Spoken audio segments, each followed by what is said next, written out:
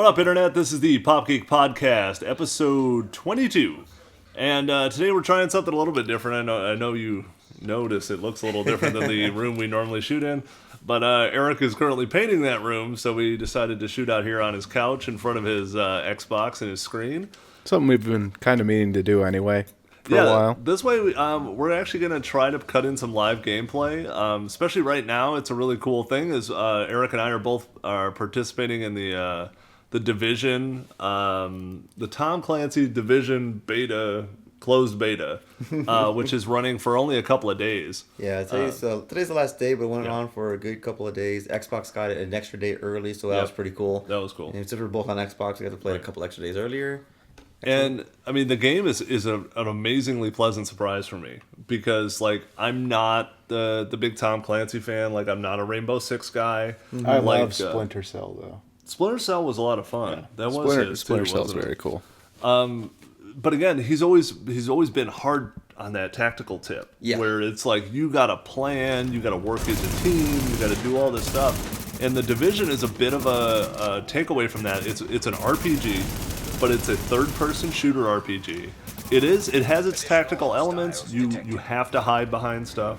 Yes, you will not cover. survive otherwise.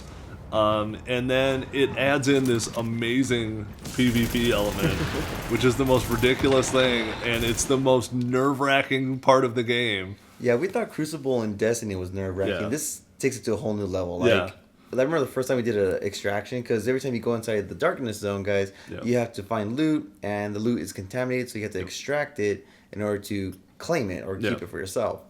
But to extract, you have to call in a helicopter that takes like 2 minutes to get there. Yes. And that whole time, people could come up behind you and kill you, then take your loot. And At any time that you're carrying loot, you have a yellow package on your back, so that all players in the game can actually walk up to you and I think click on you. It's a view. To view exactly what you have in your pack. And if they want it, they can take it at any time. And you're going to end up in a huge firefight.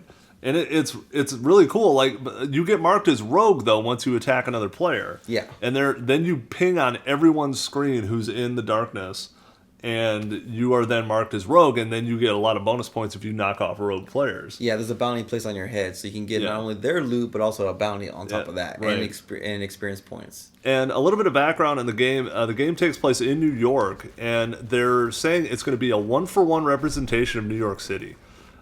Just from the beta, like, it's not real big. Like, the beta gives you a single mission.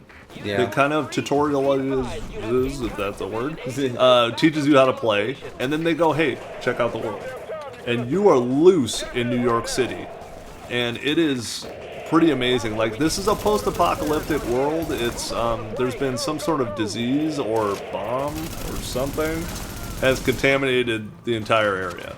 So you're just you're stuck in this kind of nasty version of New York, kind of 1980s version of New York. And then you just... an alternate tangent. Yeah, alternate timeline.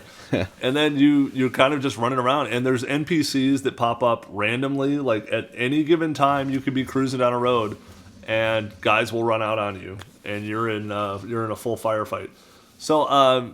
we thought it'd be kind of cool to do some live gameplay while we do this. Erik's got a bunch of recorded stuff, too, to kind of show this off. And the game, I believe, comes out in March. Yep, March 8th. That's right. Right on my wife's birthday. All right, there you go. See, something for the whole family, which I'm sure she'll appreciate. Hey, honey, I'm not going to hang out with you today. So. Well, she gets a birthday month, so it's kind of like I can get at least one day. Yeah, there you go. But yeah, like, again, it's a different kind of game than what you're used to from the Tom Clancy thing, which if you're not that into the tactical shooter, I mean, I just really enjoyed this game. Like, this was kind of like, I had to put Destiny down for a little bit. Oh, yeah, I'll definitely be taking a break from Destiny to play this game because it still has that same kind of MMO RPG elements, but it's got a really good gameplay element. It's got a good setting. Yeah. I mean, it's just so much fun. Yeah. So far, so good. I have to give this one my stamp of approval, if that matters at all to anyone. And, I think we're going to, actually moving on now, we're going to talk about the new Teenage Mutant Ninja Turtles game trailer. Yes. Which looks pretty amazing from Platinum Games. Cowabunga.